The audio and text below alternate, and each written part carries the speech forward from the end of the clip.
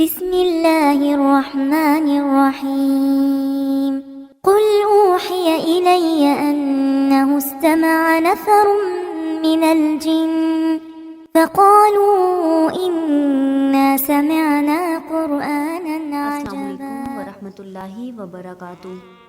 جیسا کہ آپ سب کو معلوم ہے کہ رمضان کا بابرکت مہینہ شروع ہو چکا ہے۔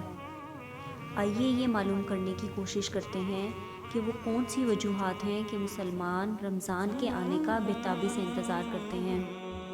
سارے قمری مہینوں کے نام عربوں نے رکھے ہیں، یعنی محرم، صفر، ربیع الاول، ربیع الثانی وغیرہ، لیکن رمضان وہ واحد مہینہ ہے جس کا نام اللہ تعالیٰ نے قرآن میں بیان فرمایا، یعنی اس مہینے کا نام اللہ تعالیٰ نے خود رکھا ہے۔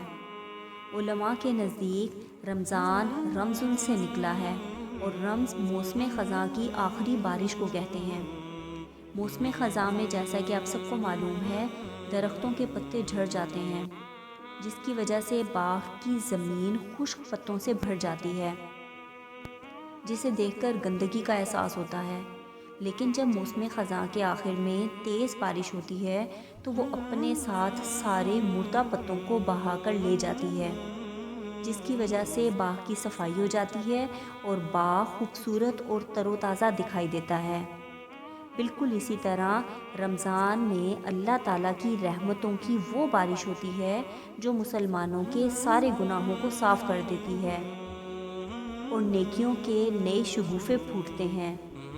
رمضان کا ایک اور مطلب جلانے والا بھی ہے۔ یہ مہینہ گناہوں کو جلاتا ہے۔ اس مہینے اللہ کی رحمت عروج پر ہوتی ہے۔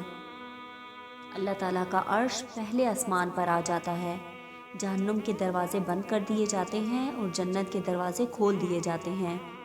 اللہ تعالیٰ دن رات انسانوں سے مخاطب ہو کر فرماتے ہیں، کوئی ہے معافی مانگنے والا میں اسے معاف کروں، کوئی ہے توبہ کرنے والا میں اس کی توبہ قبول کروں، کوئی ہے مجھ سے مانگنے والا کہ اسے عطا کروں۔ اور پھر ایک فرشتہ اعلان کرتا ہے کہ اے نیکی کے چاہنے والے اور آگے بڑھ، اور دوسرا فرشتہ اعلان کرتا ہے اے گناہوں میں ڈوبے ہوئے انسان واپس آ جا اللہ کی رحمت کے سائے میں۔ رمضان میں ہر نیک عمل کا اجر و ثواب بہت بڑھ جاتا ہے۔ فرض کا ثواب 70 فرض کے برابر اور نفل کا ثواب فرض کے برابر ہو جاتا ہے۔ رمضان کے 3 عشرے ہوتے ہیں۔ عشرہ کا مطلب ہے 10۔ پہلا عشرہ رحمت ہے، یعنی پہلے 10 دن اللہ کی رحمت عروج پر ہوتی ہے۔ دوسرا عشرہ مغفرت ہے، یعنی اللہ تعالیٰ ہمارے سب گناہ معاف کر دیتے ہیں۔ اور تیسرا عشرہ جہنم سے آزادی کا ہے۔ رمضان کے آخری عشرے میں ایک رات ایسی رکھی گئی ہے جو 1000 مہینوں سے بہتر ہے، اسے لیلۃ القدر کہتے ہیں۔ قرآن مجید کا نزول رمضان کے مبارک مہینے میں ہوا، اسی لیے رمضان میں سب سے زیادہ فضیلت والا عمل قرآن مجید کی تلاوت ہے۔ قرآن مجید تمام انسانوں کی طرف اللہ تعالیٰ کا وہ خط ہے جس میں اللہ تعالیٰ نے ہمیں زندگی گزارنے کے طریقے بتائے ہیں۔ اب پرابلم یہ ہے کہ قرآن مجید عربی زبان میں ہے اور ہم عربی نہیں جانتے، اس لیے یہ بہت ضروری ہے کہ ہم عربی کو اپنی نیٹو لینگویج میں ٹرانسلیٹ کر لیں، تاکہ ہمیں معلوم ہو سکے کہ اللہ تعالیٰ ہمیں کیا فرما رہے ہیں۔